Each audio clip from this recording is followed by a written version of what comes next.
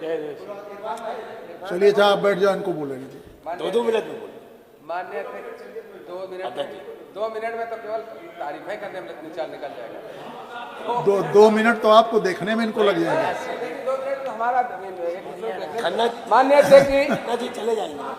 माननीय अध्यक्ष जी, मैं वित्त मंत्री जी के 2020-21 के बजट भाषण पे नेता प्रतिपक्ष की बातों से अपने आप को संबद्ध करते हुए आपके आदेश पर आपके पास कागज ज्यादा है, बहुत संक्षेप में बोलिए। सर कागज ज्यादा है, हम लोग डर रहे हैं, बहुत संक्षेप में बोलिए। पर 10 मिनट दे दीजिएगा हुजूर। 10 मिनट नहीं, 4.5। अच्छा, जैसी आपकी कृपा, हमारे तो आपे तो अध्यक्ष है। 4 मिनट पर हम माननीय अध्यक्ष जी, मैं कुछ सुझाव सरकार को देना चाहता हूं, नेता प्रतिपक्ष की बातों से अपने आप को संबद्ध भी करना चाहता हूं। माननीय अध्यक्ष जी, बेरोजगारी और शिक्षित युवाओं की संख्या पूरे प्रदेश में बहुत बढ़ी। इसमें 100 करोड़ रुपए का कौशल विकास योजना के तहत जो बजट किया गया है, मेरे हिसाब से वो कम है। इस पे मैं सरकार का ध्यान आकर्षित कराना चाहता हूं आपके माध्यम से कि सरकार इस पे विशेष ध्यान दे, क्योंकि बेरोजगारी और शिक्षित बेरोजगारी दोनों बहुत ही बड़ी त्रासदी है पूरे प्रदेश में। बड़ी संख्या फौज पूरी खड़ी हुई है पूरे प्रदेश में। इस पे सरकार का ध्यान आकर्षित कराना चाहता हूँ।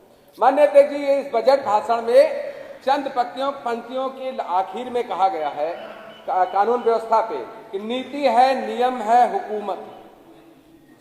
माननीय अध्यक्ष जी, नीति है, नियम है, हुकूमत है, और मेरे हिसाब से दहशत है, डर है, मायूसी है, उदासी है, भय है केवल अपनी बात कहने में। जनता अपनी बात, जायज बातों को कहीं भी नहीं, किसी भी मंच से नहीं कह सकती। मुझे लगता कानून का केवल इतना ही काम। माननीय अध्यक्ष जी, मैं जीरो टॉलरेंस की बात पे अगर आपका ध्यान आकर्षित कराऊं तो जीरो टॉलरेंस की बात भी इस बजट भाषण में कही गई है। लूट, डकैती, बलात्कार, छिनैती इत्यादि में कई % की कमी दर्शाई गई है। माननीय अध्यक्ष जी, इसमें यह भी कहा गया है कि कोई आत्मसमर्पण कर गया, कोई जमानत निरस्त करके चला गया, कोई प्रदेश छोड़ के भाग गया। माननीय अध्यक्ष जी, आपके माध्यम से अनुरोध पूर्वक पूछना चाहता हूं सरकार से, तो फिर ये क्राइम कौन कर रहा है? कहां से रोज क्राइम हो रहा? मैं कमी निकालने के लिए नहीं खड़ा हूं, मैं तो आपका साथी हूं। आप भी विधायक हो, हम भी विधायक हैं, हम भी जीत के आए हैं, हम भी जनता के द्वारा चुने गए, आप भी जनता के द्वारा, सभी साथी चुने गए। सदन में हमारा दायित्व है कि हम कम से कम अपनी बातों को आपके माध्यम से वहां तक पहुंचाने का काम करें।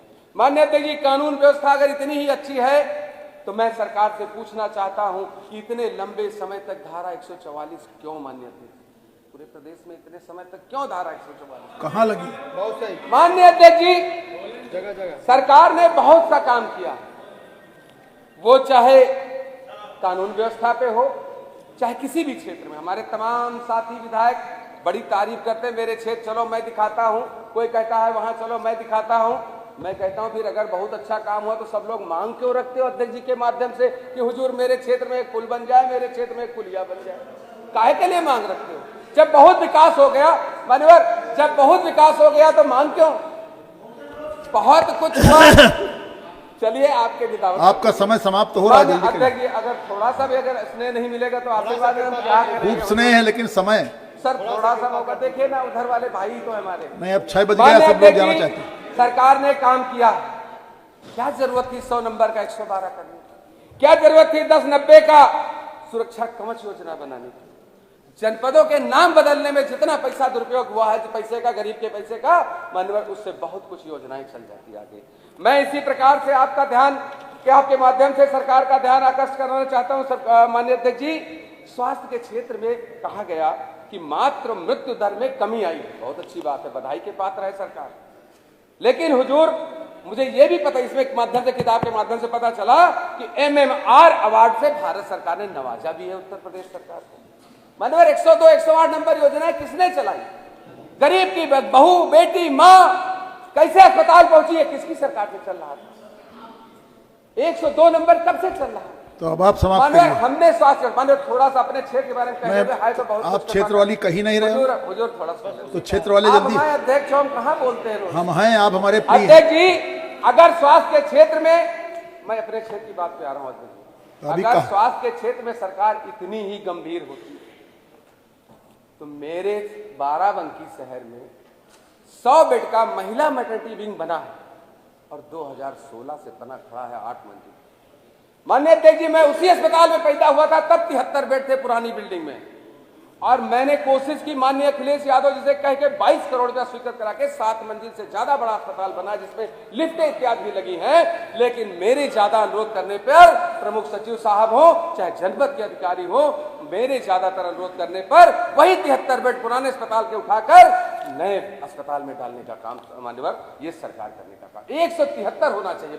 22 करोड़ किसका रुपया था? ये जनता का रुपया था। केवल 73 बेड मान्यवर, वही 73 जब हम पैदा हुए थे, हम उसी अस्पताल में पैदा हुए थे मान्यवर। क्यों ऐसा क्यों? 22 करोड़ रुपए का अस्पताल बना खड़ा 2016 मान्यवर। बबुरी गांव में, बाराबंकी विधानसभा के देवा ब्लॉक में बबुरी गांव में 2016 से पीएससी अस्पताल पूरी तरह से बना था, लेकिन आज तक संचालित नहीं हो पाया।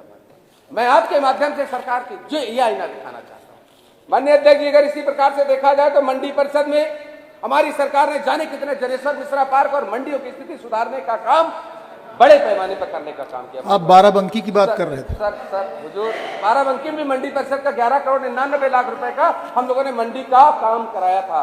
जल्दी मानवर, मैं 848 किलोमीटर गड्ढा मुक्त केवल सरकार ने मंडी परिषद के जरिए करने का काम किया। सभी 75 जनपद ओडीएफ हो गए मानवर। इस बजट भाषण के माध्यम से हम सभी सदन में जानते हो गए, हम भी मानते हैं, क्योंकि आप सरकार हो, हम सुनने वाले बैठे, बिल्कुल मानते हैं। लेकिन मानवर कितना उपयोग हो? तो बाराबंकी की बात हो गई हो तो समाप्त करिए मानवर। यहाँ तो कहा यही जा रहा ना वो भी मना मानवर, कर रहे हैं। कूड़ेदान, हर गांव में कूड़ेदान जो रखे गए, हमारे सम्मानित साथी विधायकगण हैं, अपने गांव जाते होंगे, क्षेत्र में जाते होंगे तो देखते होंगे कूड़ेदान कहाँ गए। और मैंने तो पहले भी कहा था कि कूड़ेदान तो रख दिए, खाली करने की व्यवस्था कौन करेगा? पैसे का दुरुपयोग मान्यवर हो रहा है, गरीब की कमाई का, गाड़ी कमाई का, पैसे का दुरुपयोग। ठीक है, आप समाप्त करिए मान्यवर। बस अंत में अब हो गया। पूरे प्रदेश में 8 हवाई अड्डे क्रियाशील हैं। 6 बज गया, सब लोग जाना चाहते हैं। अध्यक्ष जी, थोड़ा सा बोल लीजिए, आपसे हाथ अभी बहुत बिजनेस है, अभी काम बहुत। 8 हवाई अड्डे क्रियाशील माननीय नहीं, आप 8 मिनट बोल चुके हैं, दूना कह लेने दीजिए, एक शब्द कह के बैठ जाऊंगा।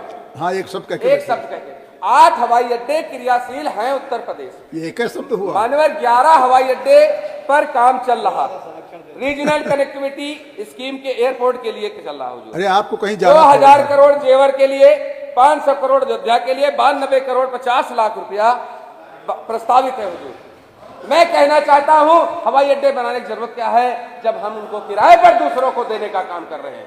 क्या जरूरत है हवाई अड्डे बनाने की? प्राइवेट को देने का काम कर रहे हैं, बड़े व्यापारियों को देने का काम कर रहे हैं माननीय अध्यक्ष जी। क्या जरूरत है गरीब के पैसे का दुरुपयोग? हमारे अंतिम विधायक हैं आज के, मैं आखिरी बोलने जा रहा हूँ श्री अभिजीत सांगा। माननीय अध्यक्ष जी, अब आप बैठ जाइए, हमने बुला लिया। अब आप बैठ जाइए। एक शब्द कहने, नहीं, एक शब्द नहीं, आप बोलते हैं। आप बैठिए, हमने बुला लिया, आप बैठिए, अब आप बैठ जाइए।